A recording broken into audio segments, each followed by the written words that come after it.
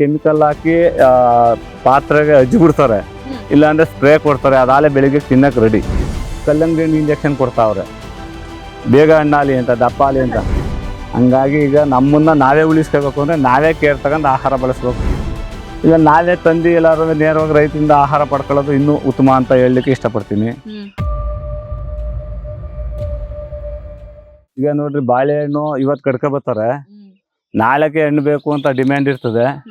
ಅದನ್ನ ಇಲ್ಲ ಕೆಮಿಕಲ್ ಹಾಕಿ ಪಾತ್ರೆಗೆ ಅಜ್ಜಿ ಬಿಡ್ತಾರೆ, ಇಲ್ಲಾಂದ್ರೆ ಸ್ಪ್ರೇ ಕೊಡ್ತಾರೆ. ಅದಾಲೆ ಬೆಳಿಗ್ಗೆ ತಿನ್ನಕ್ಕೆ ರೆಡಿ. ಬಾಳೆಹಣ್ಣು ಆ ಥರ ಆರ್ಟಿಫಿಷಿಯಲ್ ಆಗಿ ಅದನ್ನು ಕೆಮಿಕಲ್ ಪ್ರೋಸೆಸ್ ಮಾಡಿ ಹಣ್ಣು ಮಾಡ್ಬಿಡೋದು. ಇನ್ನು ಅದಲ್ದೇನೆ ಈಗ ಕಲ್ಲಂಗಡಿ ಹಣ್ಣಿಗೆ ಇಂಜೆಕ್ಷನ್ ಕೊಡ್ತಾವ್ರೆ, ಬೇಗ ಹಣ್ಣಾಲಿ ಅಂತ, ದಪ್ಪ ಆಲಿ ಅಂತ. ಬಾಳೆಹಣ್ಣು ಅದೆಲ್ಲ ಸಿಪ್ಪೆ ಒಂದು ಪ್ರೊಟೆಕ್ಷನ್ ಇರುತ್ತಲ್ವಾ? ಪ್ರೊಟೆಕ್ಷನ್ ಇದ್ರೂ ಆ ಬಾಳೆಹಣ್ಣಿಗೆ ಸ್ಪ್ರೇ ಕೊಡೋದ್ರಿಂದ ಅದರಲ್ಲಿ ಕ್ಯಾನ್ಸರ್ ಕಾರಕ ಮತ್ತೆ ನಪಂಸಕತ್ವ ಎಲ್ಲ ಬರ್ತದೆ ಅಂತ ಆಲ್ರೆಡಿ ಡಾಕ್ಟರ್ಗಳೆಲ್ಲ ಹೇಳ್ತಾವ್ರೆ. ನಿಧಾನ ಕಣ್ಣಲ್ಲಿ ಇವತ್ತಿಲ್ಲ ನಾಳೆ ತಿನ್ನೋಣ ಬಿಡ್ರಿ ಹಣ್ಣನ್ನ, ಬಾಯಿ ಇರೋದೇ ತಿನ್ನಕ್ಕೆ. ಇದು ಯಾರೇ ರೈತರು ಮಾಡ್ತಾ ಇಲ್ಲ, ಮಧ್ಯವರ್ತಿಗಳು ವ್ಯಾಪಾರಸ್ಥರು ಮಾಡ್ತಾ ಇರುವಂಥ ದಂಧೆ. ಈಗ ಬಾಳೆಹಣ್ಣು ಕೆಂಪಗೆ ಹಣ್ಣಾಗದೆ ಅಂದರೆ ಅದಕ್ಕೆ ಸ್ಪ್ರೇ ಆಗದೆ ಅಂತ, ಒಂಚೂರು ಹಸರು ಅದೇ ಅಂದರೆ ಅದೇನೂ ಇಲ್ಲ, ಇಲ್ಲ ಹೊಗೆ ಹಾಕಿರ್ತಾರೆ, ಇಲ್ಲ ವಾಡೆಗೆ ಹಾಕಿರ್ತಾರೆ, ಇಲ್ಲ ನ್ಯಾಚುರಲ್ ಆಗಿ ಆಗಿರ್ತದೆ ಅಂತ. ಇನ್ನು ಕಲ್ಲಂಗಡಿ ಹಣ್ಣು ಸಿಕ್ಕಾಪಟ್ಟೆ ಕೆಂಪು ಬತ್ತು ಅಂದರೆ ಕೆಲವು ತಳಿ ಮೇಲೆ ಬರ್ತವೆ, ಕೆಲವು ಇಂಜೆಕ್ಷನ್ ಕೊಡ್ತಾವ್ರೆ, ಅವು ಎಲ್ಲ ಮೀಡಿಯಾದಲ್ಲೂ ಹರಿದಾಡ್ತಾ ಇದೆ. ಕೆಲವು ವಿಷಯ ಗೊತ್ತು, ಇಂಜೆಕ್ಷನ್ ಕೊಟ್ಟು ಕೆಮಿಕಲ್ ಹಾಕೋ ಮಾಡ್ತಾರೆ ಅಂತ. ಸಾಮಾನ್ಯ ಮನುಷ್ಯನ್ ಕಂಡಿಡಿಯಕ್ ಆಗಲ್ವಲ್ಲ ಪಾಪ, ಒಂದಕ್ಕೆ ದುಡ್ಡು ಕೊಟ್ಟು ತಗೊಂಡ್ ತಿಂತೀವಲ್ಲ.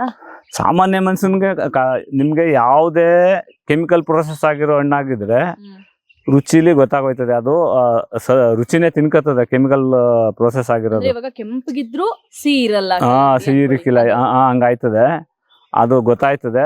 ಯಾರು ಸೌದಿ ರುಚಿ ನೋಡಿರ್ತಾರೆ ಅವಾಗಲೇ ಎಲ್ರಿಗೂ. ಉದಾಹರಣೆಗೆ ನಮ್ಮ ಬೆಲ್ಲ ತಿಂದವರು ಬೇರೆ ಯಾವುದೋ ಬೆಲ್ಲ ಕೊಟ್ಟಾಗ ಇದು ಅಲ್ಲಿದಲ್ಲ ಅಂತ ಕಂಡೀಷನ್ ಒಪ್ಕೊಂಡು ಖಡಕ್ಕಾಗಿ ಕೊಟ್ಟಂತ ಕೆಲವರು ಗ್ರಾಹಕರು ನಮ್ಮ ಹೆಸರು ಕೊಟ್ಟಿರೋರಿಗೆ ಬೋದ್ ಕಳಿಸಿರೋ ಉದಾಹರಣೆನೂ ಅದೇ. ಹಂಗೆ ರುಚಿಲಿ ಪ್ರತಿಯೊಂದು ಆಹಾರ ಪದಾರ್ಥನೂ ಗೊತ್ತಾಯ್ತದೆ. ತಾಳ್ಮೆಯಿಂದ ಅದನ್ನ ನಾವು ಸ್ವೀಕಾರ ಮಾಡ್ಬೇಕಷ್ಟೇ.